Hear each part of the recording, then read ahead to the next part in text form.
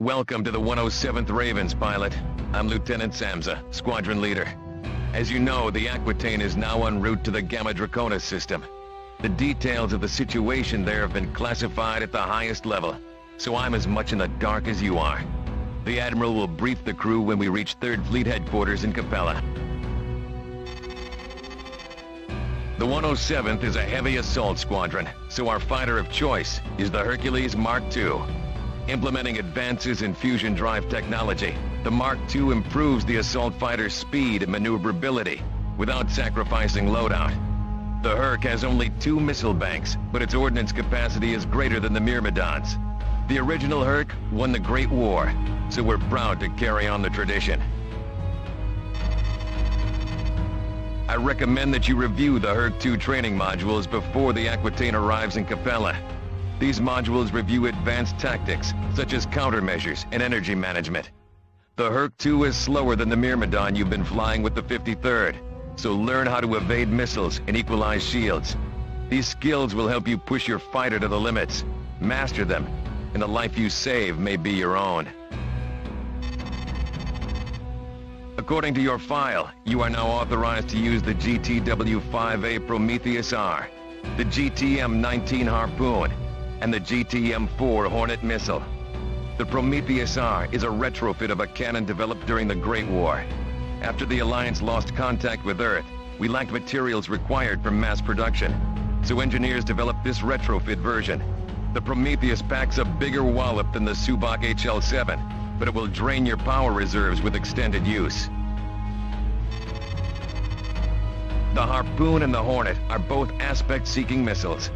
While the Harpoon fires individual warheads, the Hornet launches a swarm of 4 projectiles, 8 if you're in double-fire mode.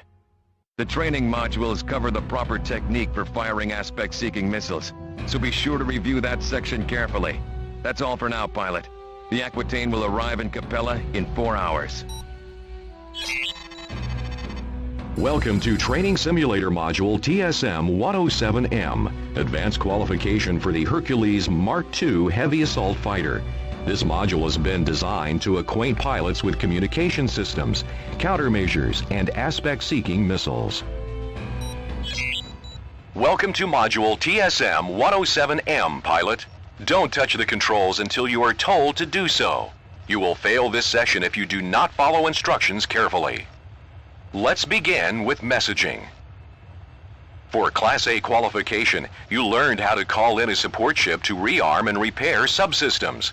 Now, we'll show you how to give orders to pilots under your command. Our target for this simulation will be an Argo-class transport.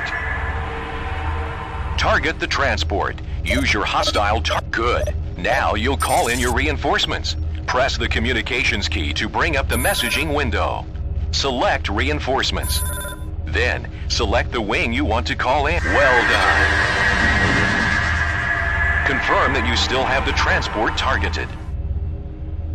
Now, have Epsilon Wing destroy the transport. Press the communications key to bring up your messaging box again.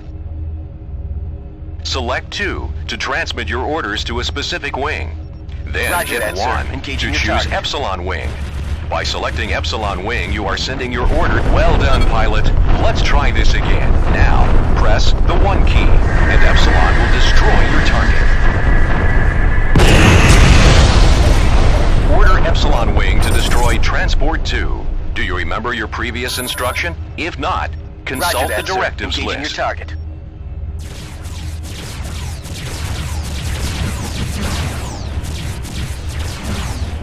Good work.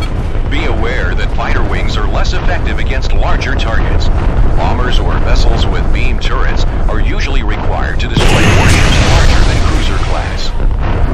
Also note that reinforcements are not always available, and you will have authorization to issue orders only to specific wings and ships. Now, let's order Epsilon Wing to depart. Press the communications key to bring up the messaging window. Yes, sir. Select 2 for wing and 1 for Epsilon. Finally, press 0 for depart.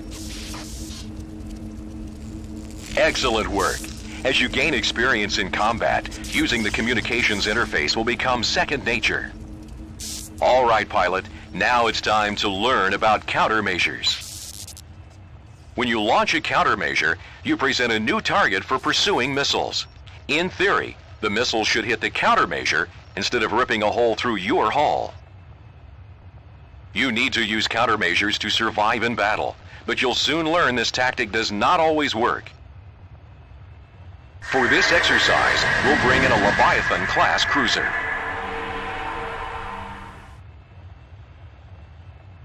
The cruiser will now launch missiles at you. Press the countermeasures key to evade the missiles. Immediately increase your forward velocity to maximum and move away from the pursuing missiles. Punch your afterburners to gain that extra burst of speed.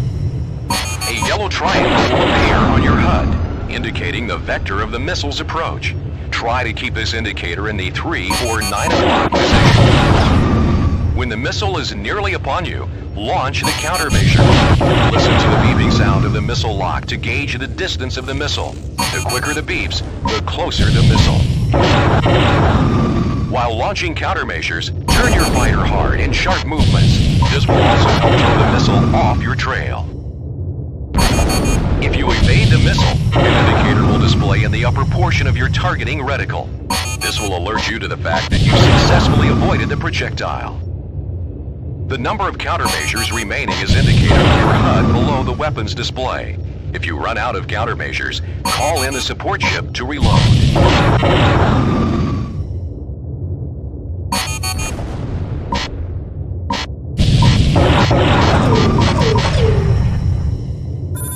Deploying support That's ship enough for now. evading missiles. Please stand now by. let's practice firing them. Your Hercules Mark II heavy assault fighter is armed with 2 banks of harpoons. Unlike heat seekers like the Rockeye, you must acquire a lock on your target in order for an aspect seeker to home. However, the aspect seeker is well worth the effort because its homing ability is much stronger. If a heat seeker loses track of its target, chances are it will not reacquire lock. Aspect seekers, on the other hand, will track their targets until they detonate. Transport 3 is now entering. Let's take this opportunity to learn another targeting control. You have a reticle targeting control that will acquire the nearest object inside your reticle. Maneuver your fighter so that my ship is centered on your HUD. Good. Now, well done. Now, target Transport 3 using the reticle targeting control. Make sure that... Excellent. Now, let's see how you do with those harpoons. Notice the red indicator moving towards your target. That's the aspect triangle. Once it is moved onto your target, you'll see the lock indicator. This means your harpoons are locked and ready to fire. Now, fire 1 harpoon at the freighter. Note how fast the harpoon moves. This warhead delivers quite a punch. A round of harpoons can be fired every 3 seconds. Fire another round and note the countdown timer in your weapons gauge. The harpoon is almost useless if fired before lock has been acquired. That's a major distinction between the harpoon and the Rockeye. Now, unload your harpoons until you've destroyed Transport 3.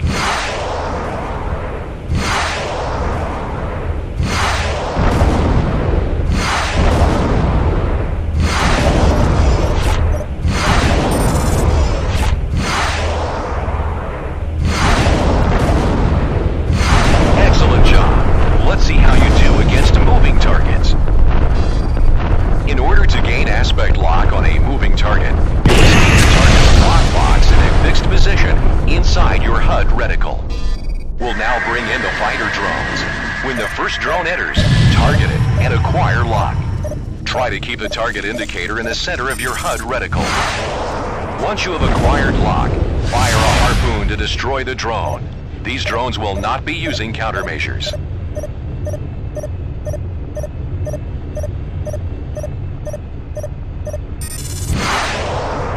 Well done. All aspect seekers function this way. From the Hornet missile to the Helios torpedo.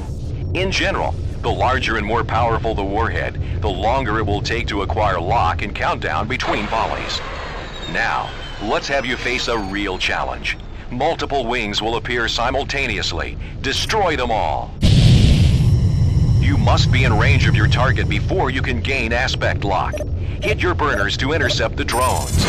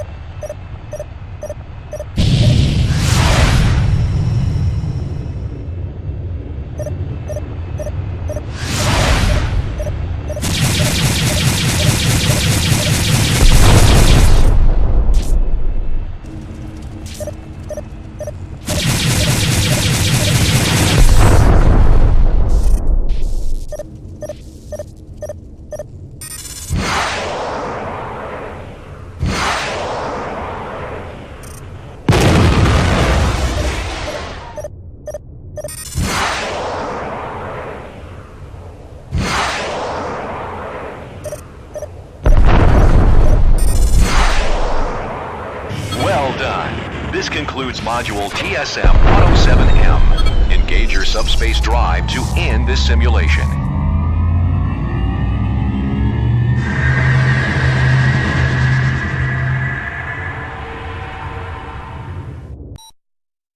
Well done, pilot. You have successfully completed TSM-107M Advanced Qualification for the Hercules Mark II Heavy Assault Fighter.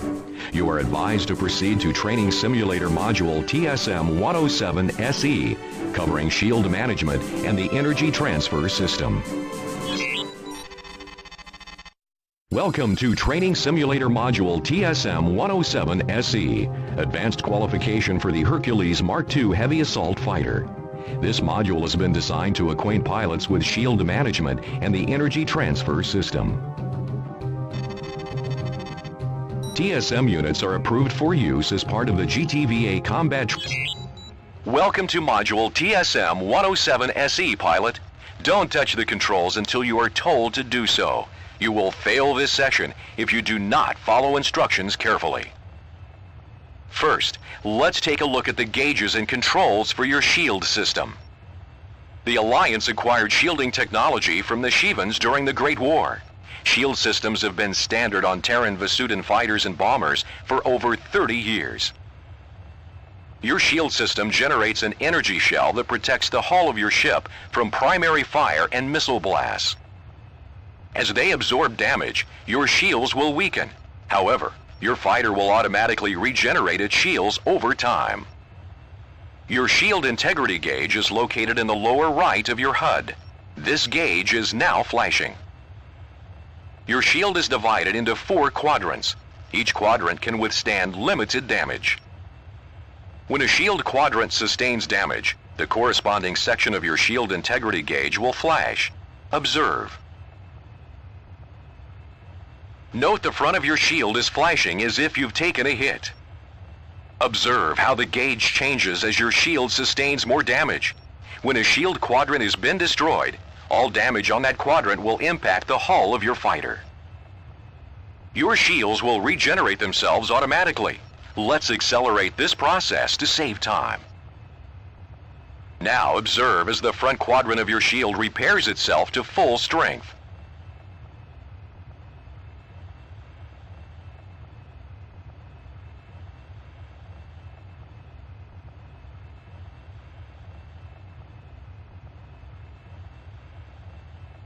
Your shield is now fully recharged.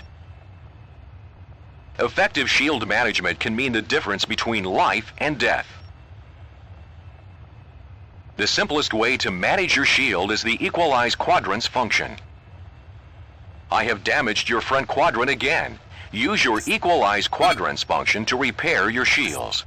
Well done. Your front section has been partially recharged. This shield energy came from your other 3 quadrants. Practice this function often. I'm now going to reduce most of your shield strength. Note that 3 of your 4 quadrants are now near 0 power. With your shield management controls, you can maximize shield strength in a specific quadrant. First, maximize the strength in your front quadrant. Well done. Note that your front quadrant is at full strength, while the other quadrants have been drained. Maximizing your front shield quadrant is especially useful when you're attacking the turret of a large ship. Now I want you to maximize your rear shield quadrant. If you're pursuing an important objective and are being attacked from the rear, maximizing your rear shield quadrant can deflect the gunfire of your pursuer.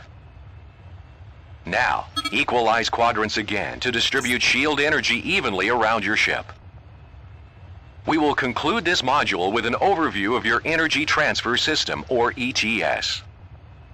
In the lower right of your HUD are 3 bar gauges labeled G for guns, S for shields, and E for engines.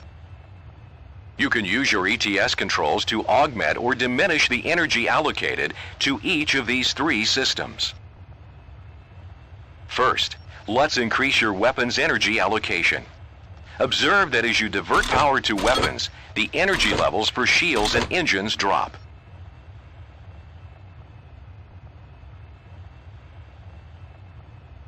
The more energy diverted to weapons, the faster your primaries will recharge. Your weapons will not inflict greater damage at higher ETS levels. High-energy cannons, such as the Prometheus, can quickly deplete your weapon reserves.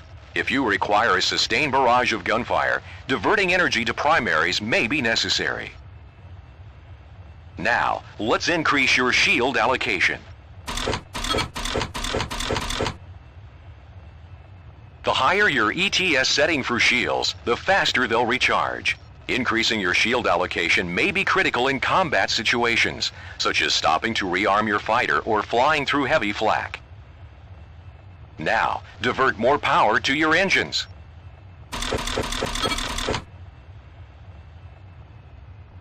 Increasing power to engines will improve your maximum speed by up to 30%, depending on the fighter's reactor capacity. Your afterburners will also recharge faster, enabling more frequent bursts of speed.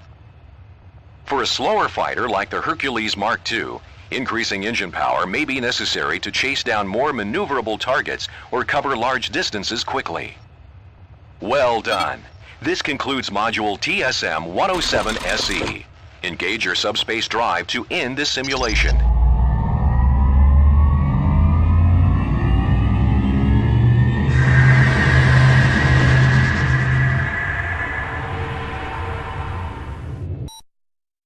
Congratulations! You have successfully completed TSM-107-SE Advanced Qualification for the Hercules Mark II Heavy Assault Fighter.